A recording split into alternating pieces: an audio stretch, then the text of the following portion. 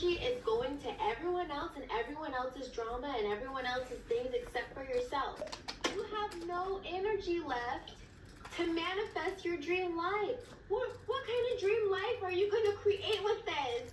You have no energy left. You need to become self-obsessed. Being self-obsessed is self-love on crack.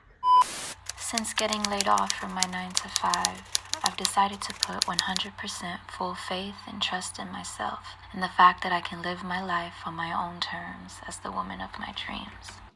Welcome to the Highest Timeline Diaries.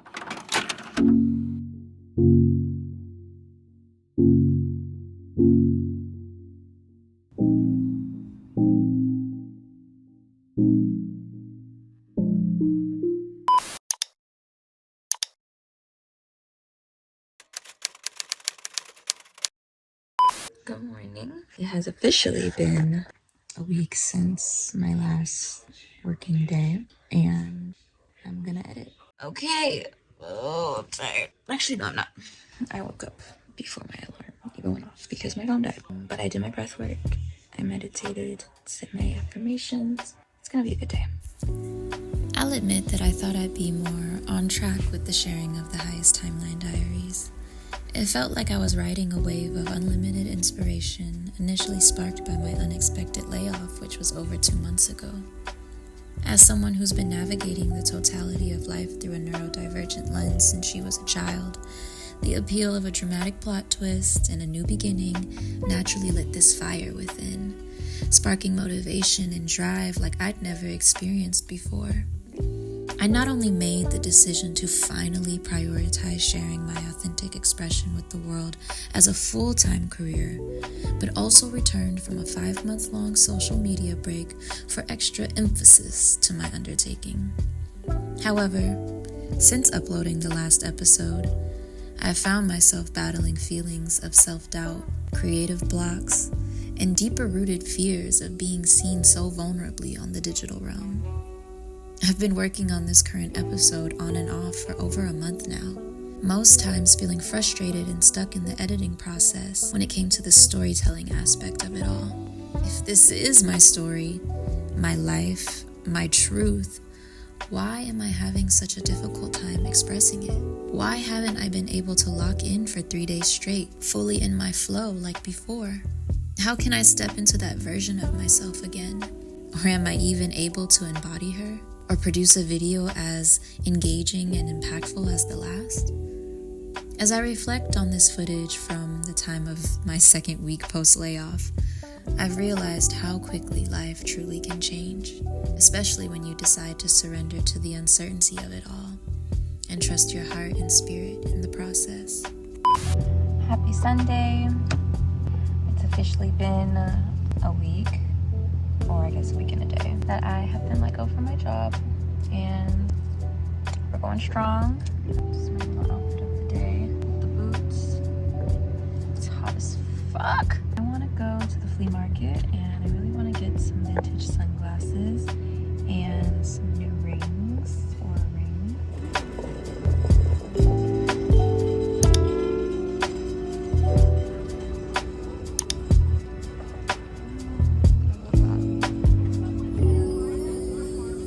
I guess some of you may be wondering what this Highest Timeline speak is all about anyway. Or maybe you're not. But more importantly, I had to clarify what this meant for me, truly. After all, I ended up naming this series the Highest Timeline Diaries, right? Running with the desert for my mind lights. Running with the desert, all on the tracks like I drive it. Like the thunder and the lightning. Running from my mind lights. Hey girl, I live and see the sheets. She climbs all the way up to this bed.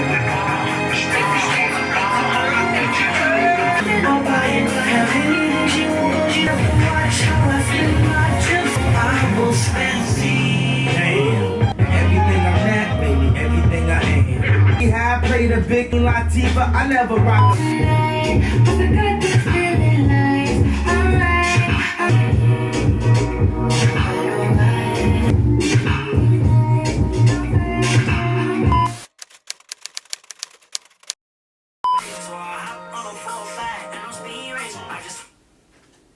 Bluetooth connected.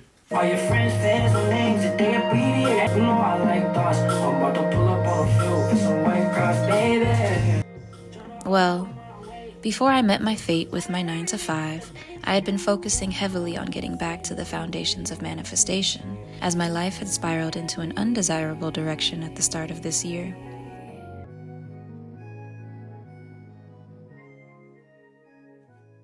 Now, I'm no stranger to conscious reality creation, especially since learning about The Secret and the Law of Attraction in 2016. But by 2021, I had discovered Neville Goddard and his teachings on the law of assumption, and things finally clicked for me like never before. I quickly found myself manifesting seemingly impossible desires, practicing out of sheer curiosity.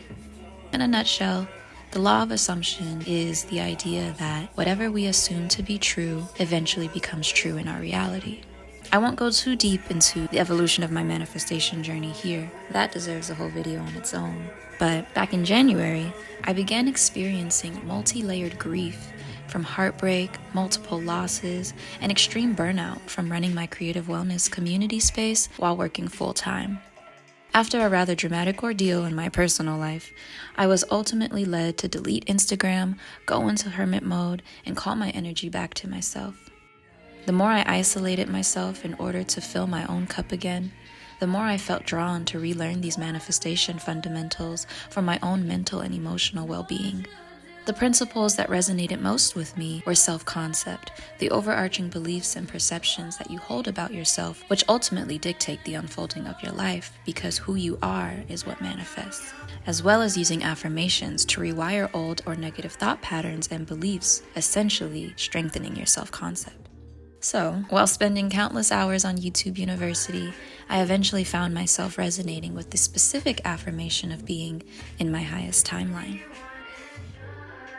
Interestingly, the week leading up to my layoff, I came across a 7-day abundance and money manifestation challenge.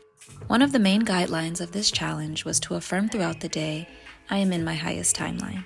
The same affirmation I already started feeling myself drawn to.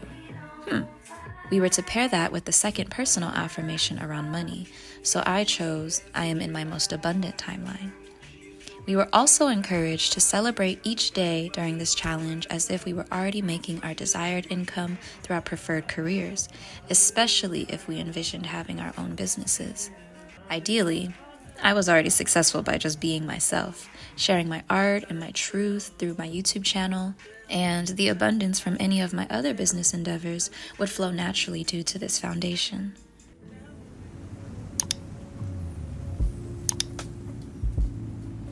So, I started this challenge on a Tuesday, which used to be the start of my work week, repeating to myself daily, I am in my highest timeline, I am in my most abundant timeline, and having my little celebrations along the way.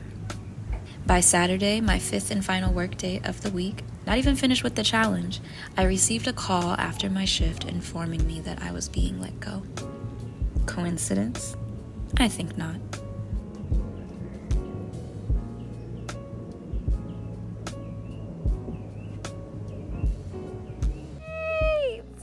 Okay, spirit guide. When I started reflecting more intentionally on what it means to live in my highest timeline, I realized it's not tied to any specific career or business idea. It's really just allowing myself to experience my heart's deepest desires at any given moment with the utmost freedom, abundance, and ease. To create and connect authentically with the world without any self-imposed limits. To move with love in all of my actions and cultivate positive, paradigm-shifting impact. On the flip side, this led me to further realize that, for most of my life, I felt like my full potential has been restricted, held back, or confined in some capacity, whether financially, time-dependently, or energetically. But I took a moment to pause and meditate on what the woman of my dreams, living in her highest timeline, looks, feels, sounds, acts like, to understand her holistically and wholeheartedly.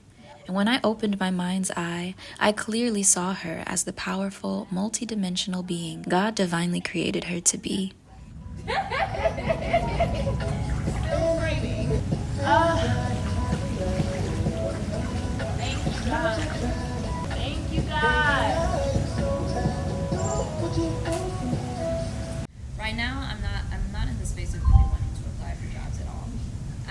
Yeah. I think this was a sacred, divine intervention from God that was like, bitch, you want to be on your highest timeline, you want to be a YouTuber, you want to bring back Lin Soleil and actually make it profitable, you'll need to quit that job, or I'm gonna quit the job. And I was really like, I'm gonna stack my bread, I'm gonna just be reception manager for a year, I'll have 2 years of working in the spa under my belly, blah, blah, blah, blah. Higher self, higher schmenna said, no. She said, no, bitch. You want to travel now. You want to travel now. You want to go on the little adventures. You haven't even had as many beach days as you wanted, and summer is already more than halfway over. So, I'm going to take you up out of there.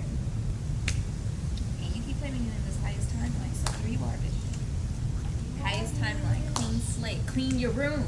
Clean your room, bitch. Clean your car. Clean your car, bitch. I cleaned my car. Get your house in order. I cleaned my car. I vacuumed. I wiped my damn seats with a Clorox wipe. Spiritual and physical, baby. Ooh. The cleanse, the purge. It was the purge. And I did a little dance. That was like poetry. That was like poetry. So yes, we are clearly working on this YouTube video. The woman of my dreams is the main character in my favorite BIPOC indie rom-com film.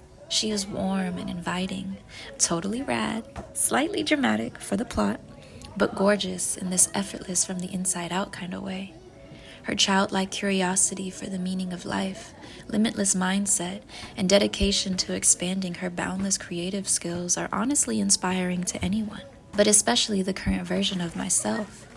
She romanticizes the beauty in the mundane by documenting precious memories and wholesome adventures with her loved ones. She archives her deeply observant and optimistic perspective on the world through her camera's lens and growing map quests, making impactful images and films alike, while writing thoughtful reflections and poems in her many diaries, highlighting cultural immersion and sustainable human-to-land connection in all that she does.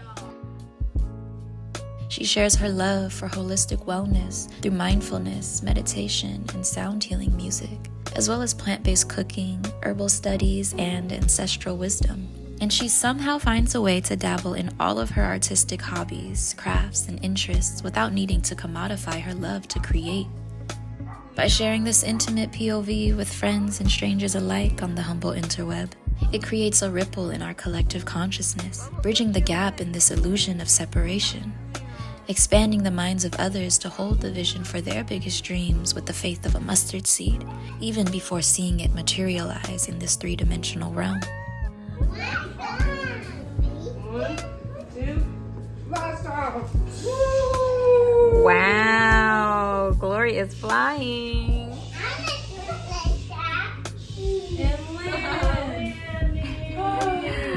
My baby is getting big.